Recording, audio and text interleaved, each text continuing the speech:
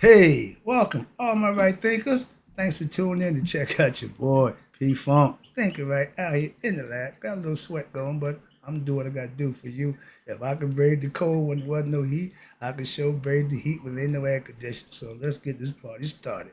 Rightism, 25 rules to live by. Storytelling, story with a message. There's a message in the story for life. I give life lessons. You tune in and receive them. I appreciate you. We got a good thing going. Let's rock. Right thinking mission, yeah, and that's what I'm on, is to enlighten, inspire, educate, and motivate you, the individual, to a higher spiritual level of enlightenment. Right thinking's way of life through mental and spiritual discipline practice daily will help and guide you to obtain your goal of spiritual enlightenment, aka know thyself. My mission, and I'm on it, is to get all right thinkers to know thyself. You're a right thinker. Your goal should be to know thyself. You tune in, get the lessons. That's what it should happen. I got you covered on my end. I'm here for you every day. Let's go. So I ask you the question: do you know you? It's rhetorical, but if you don't have the answer for yourself, tune in. I can help you with that. That's what I do for you. A person who knows not that they know not is foolish. Disregard them. A person who knows not and knows that they know not, they simple. You can teach them.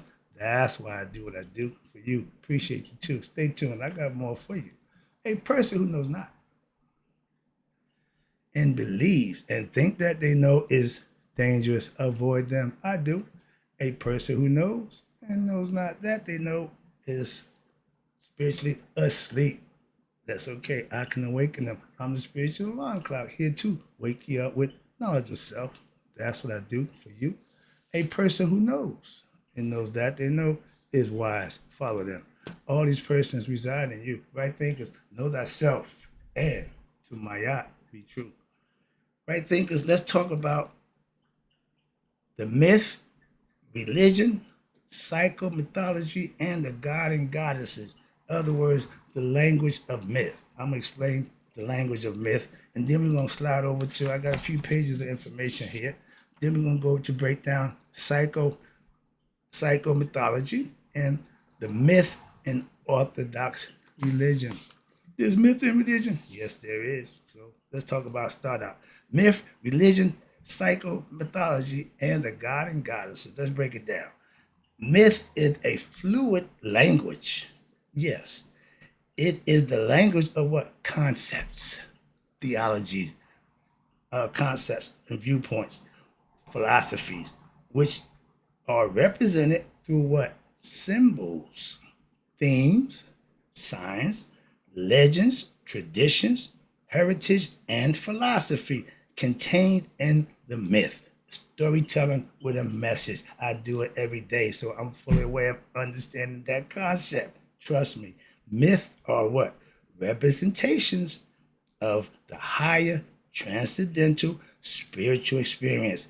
That's what religion's supposed to get you to. By following the tenets and practicing what they tell you, you will have your mystical experience. In Masonry, we give you 3 degrees to learn to master. If you don't get mastery the second degree, you can't get the third degree. Simple. In life, that's the phase that you go through. And it is done by degrees. And myths is what?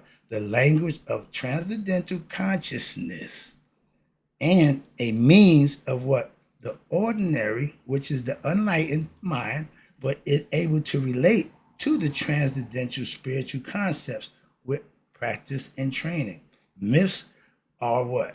Myths use celestial beings, spirits, gods and goddesses, and other special beings, such as a fantastic animal, the falcon headed god Haru.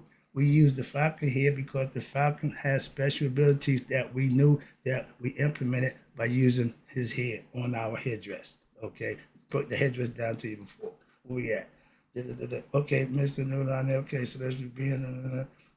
Okay, you have spirit, gods, and goddesses, and you have other special beings such as fantastic animals. Here we go. You have journeys, struggles, etc. to metaphorically relate the wisdom and the pathway for those who wish to what? Tread a path of life that what? Leads to, you ready? The discovery of the true meaning of life. If you're here, you want to know the purpose, reason, and who you are. You can do those things by following and practicing the philosophy that gives you just that, okay? The god and goddesses of Netherrean religion, okay, right thinkers, may be thought of what as elements of myth, and the mythology study will teach you about the Netherrean myths, and it is specialized discipline for what? Engaged by the elevated philosophers. A teacher will pass on the information that they learn. I'm a teacher. Why? I have information that I learned that I can pass on. Simple. Next page. We're going to wrap this up right quick. This shouldn't take long. You have priests, elevated priests and priestess, and mystics. My man Sadi Guru, mystic, a guru, profound speaker. In this capacity, myth is what? To be understood, here you go, as a psycho-spiritual language. What the hell is that? A code for what? Penetrating the mysteries of life as related through the stories, the legends, and the exploits of the god and goddess and their interaction with human beings. My right thinking philosophy takes the storytelling to make it personally from my experience. I don't use the mythological stories. Why? I can use my own. That's what make right thinking, and not Shita Netta or Samatawi, which is what it is. I've practiced that philosophy. I don't change their philosophy. I just change the storyteller, the analogy, and the allegorical stories that's about my life. Simple, my experiences. So I'm good with that. I'm comfortable. But I haven't changed none of the philosophy. Rewrote nothing. I just added my to it. So right thinking philosophy is uniquely mine. And especially what happens? The God and goddess, the interaction. Here you go. The exploits of the god and goddess and their interaction with the human beings, especially what? If they relate to the deification of human existence, or rather the spiritual elevation and transformation of human existence into what?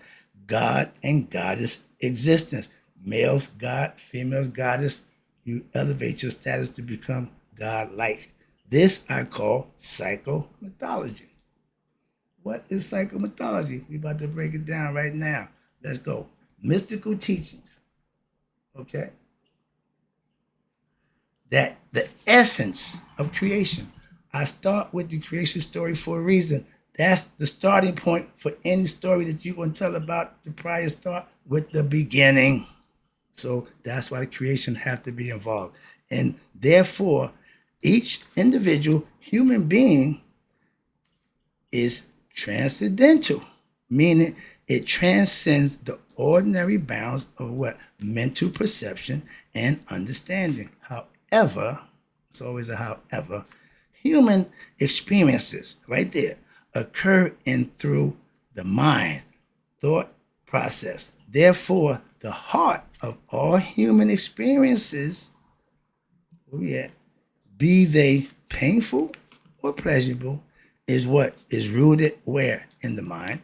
And the purpose of the myth is to bridge the gap between the limited human mind and its conscious, worldly level, and that which transcends all physicality as well as the mind and your senses. The physical body relies on the five senses. Where you want to go is mental. So you don't need the body to go there. It's all upstairs. Where we at? Excuse me. The religious myth.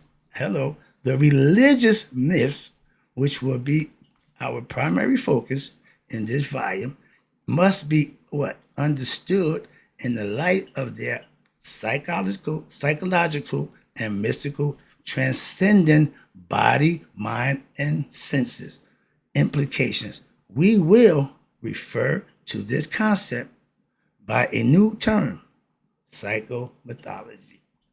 So the term psycho, as it is used here, must be understood as far more than simply that which refers to the mind. Why? And the worldly senses. The term psycho must be understood again to mean everything that constitutes human consciousness in all of its stages and states. Conscious, subconscious, unconscious. The tie, the pet, the do-wop, whatever you want to call it, however it is, that's what it is. And it's all the states, but most importantly, what? Your subconscious and the unconscious level of your mind. You conscious because you're in the present. When you go to sleep, subconscious takes over. The next level is unconscious. That means it's well beyond your comprehension. So you are not conscious of what's going on in that state.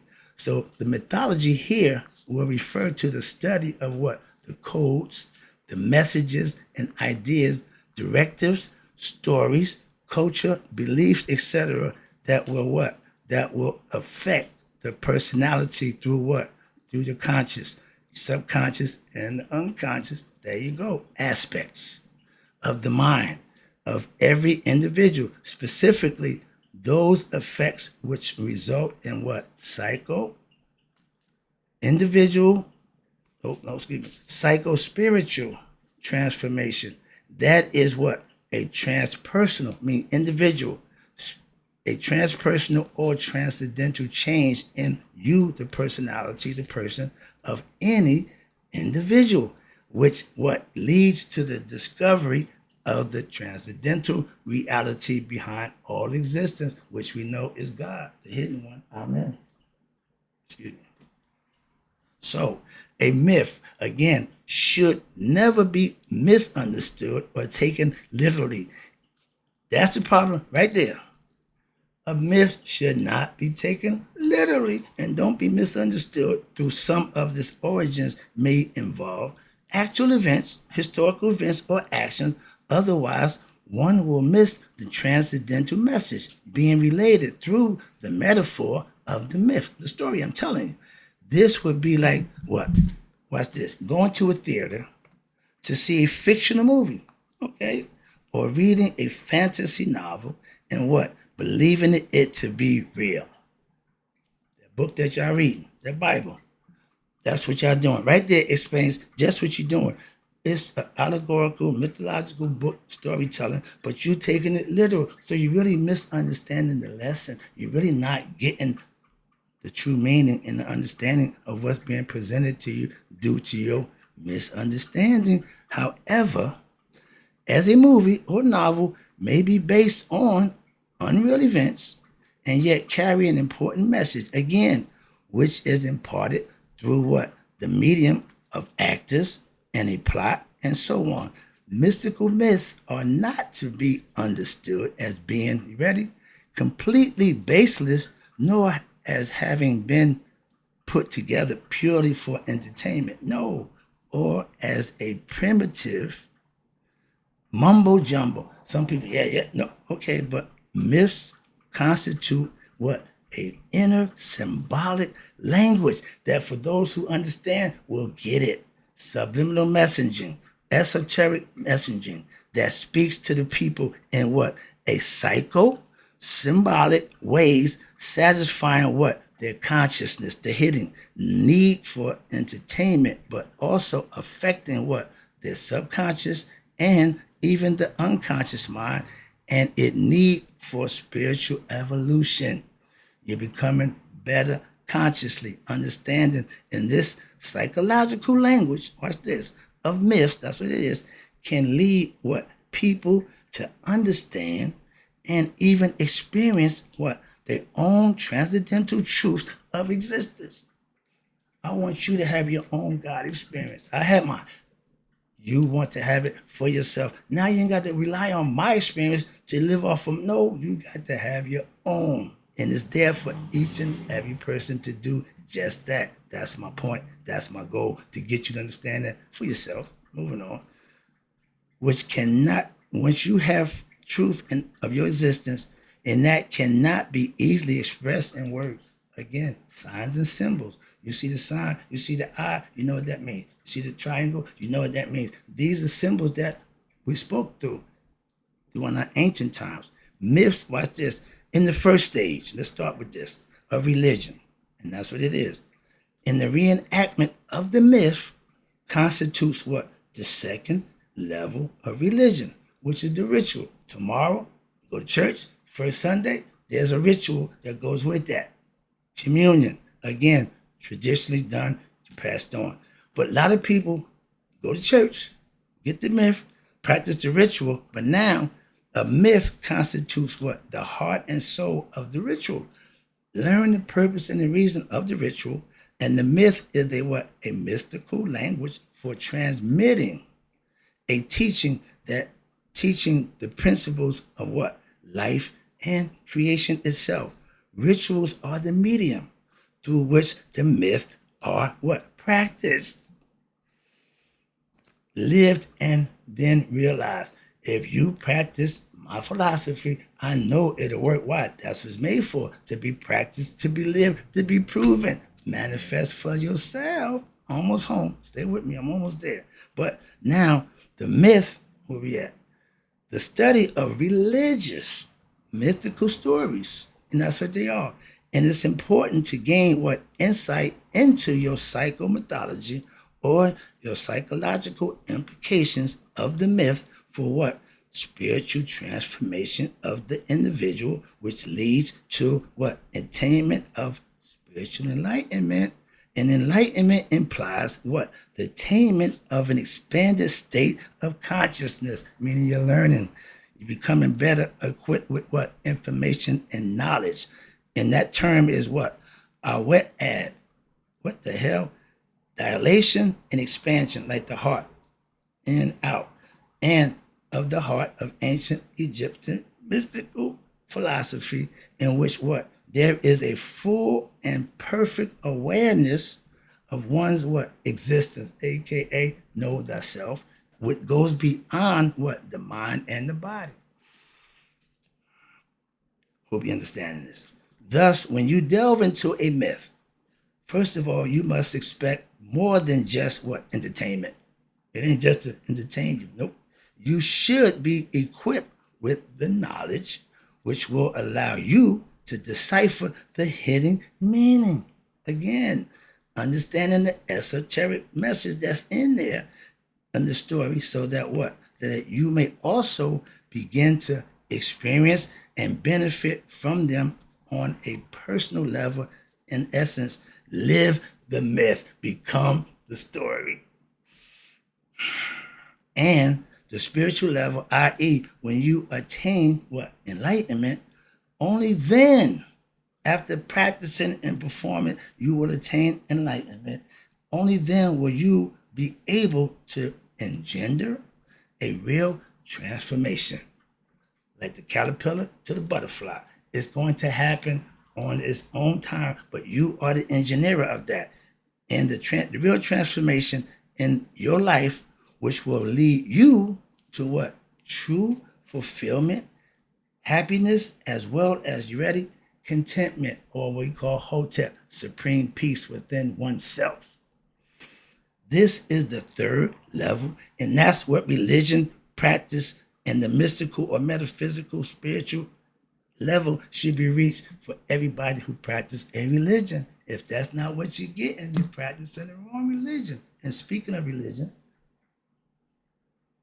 let's go to wrapping up with the myth in Orthodox religion.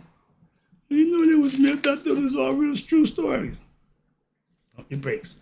Let's start with, as stated earlier, religion is composed of three aspects that you have to degrees or follow what? Mythological, ritual, and metaphysical, or what? The mystical experience. We call it the mysticism. Mystical philosophy when practiced. Mystical philosophy is the basis of myth. It is expressed in ritual and experience, where in the metaphysics, which is the spiritual disciplines we call yoga, of the given religion. Every religion has dogma, every religion has deism, every religion has myths. An important theme which will be developed throughout this volume is what? The understanding. That's what's important. The understanding of complete religion. A lot of us don't complete the religion process. That is in these three aspects: mythological, ritual, and metaphysical, or again, mystical experience. When you live right, do right, something's going to happen. Your kundalini is going to awaken and it's going to start going up. You're going to start getting a little different feeling. That happens automatically. All you got to do is do it. At the first level, you, the human being, learns what? The stories. Again, everybody knows the story and the traditions of the religion. They know the story of Christ, blah, blah, blah. But that's probably the only story most people know. It's a whole bunch of stories in that book. 62 of them, 66 of them, excuse me. And there's a few of them that they didn't even put in the book. That's no lesson. But at the second level, rituals are what? Learned and practiced. Again, if you are a Christian, tomorrow you're going to go to church. You're going to partake in the communion first Sunday. But if you don't live that same righteous concept outside the church, you won't get blessed. Simple as that. And you wonder why a lot of people don't. Well, I go to church. I believe in Christ. Are you living right? That answers the question right there. When you do that, at the third level, watch this, you the practitioner, now called what? A spiritual aspirant, a right thinker. You is what? Now you led to what? Actually go where? Beyond the myth and the ritual. And you what? Attain that ultimate goal in all religions. Again, I understand the purpose and the goals of religion. This is an important principle. Why? Because many religions present different aspects of philosophy at different levels, and an uninformed onlooker may label it as what? Primitive or idolatrous, etc., without understanding what is going on. For example, okay, Hinduism, an ancient Egyptian religion, present polytheism and duality at the first two levels of religious practice. They break it down for you. And at the third, they tell you what? At the third level, mysticism, the practitioner, you is made to what? Understand that all of the god and goddesses being worshipped do not exist. In fact, what? But are in reality just aspects of a single transcendental supreme self, part of the ocean. This means that at the mystical level of religious practice, if done correctly, the concept of religion and its attendant symbols must also be left behind. Why? So that to say transcendent what? You the mystical, by the mystical disciplines constitutes the technology or the means by which what? The myth and the ritual of religion and the spiritual philosophy can be developed to its highest level and reach and live and manifest where we become what? Gods in the flesh with what? Knowledge of self, not with a belief in God. So wrapping it up, in contrast, watch this. Orthodox religion presents images as if they are fact, mundane realities as well as transcendental reality. But definition, idolatry is what? The presentation of an image of the divine. We know that our God is what? Hidden. So there's no image. We give you the facts and concept as if it was what? A reality. So therefore, Orthodox traditions are what? The true idolatrous and mystical religions, since they do not ascribe absolute or abiding qualities to their images. That means they are not adulterous. We use a staff to represent God. When we want to teach them, we tell you the hidden one, the unmanifested God, until we bring it into existence. He said, I was one, I became three. Why? That's how he can present himself from hidden, unseen, manifest by Ra in the sky, and brought to life by Ptah, the physical human form. And watch this. Now, in order to fully understand, the message of myth, it is important to keep in mind some important keys. I got 4 of them for you right quick. These are keys to reading and understanding a myth quickly. First, key number one, myth, religious, mythical, are relevant to our lives in the present. Key number 2, A myth is what? A journey of spiritual transformation, raising the level of consciousness, that kundalini, okay, through what? Practice and living. Number 3, myths are to be, you ready? Lived. Why? In order to understand the true meaning. Right thing philosophy have to be practiced, aka lived, in order to understand the true meaning. Last one, key number 4. Myths point the way to victory where? In life. Success is finding out who you are while you're here on earth, master oneself, and you know you stop the birth cycle and death cycle. Why? You're going home. That's the key. That's the ticket. That's the lesson. And in closing, right thinkers, may you all live to be 100 and me 100 minus a day. So I never knew that right thinker like you had passed away. I'll be back. You know the